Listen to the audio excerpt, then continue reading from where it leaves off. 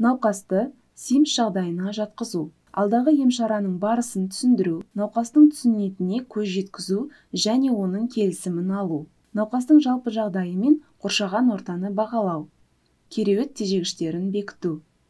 Қосымша жастық, білікше, аяққа арналған тіреуіш дайындау.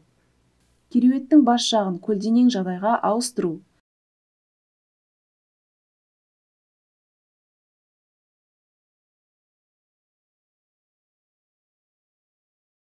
Науқасты арқаға жылжытыңыз.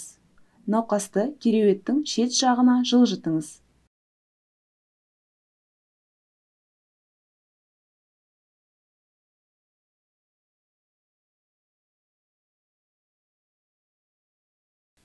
Науқастың бүйір қырына жылжытып, ақырындап ішпен жатқызыңыз.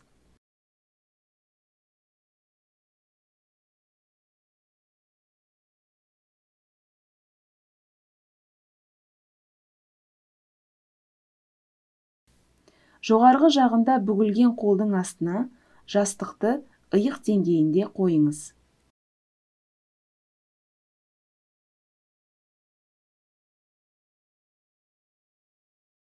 Аяқтың жамбас деңгейінде болуы үшін бүгілген жоғарғы аяқтың астына жастық қойыңыз.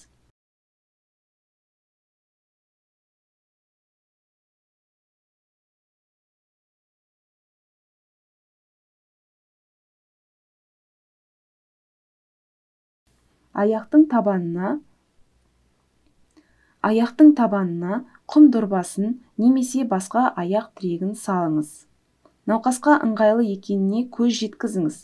Жайманы және астарлы жаялықты түзетіңіз. Қолыңызды жуыңыз.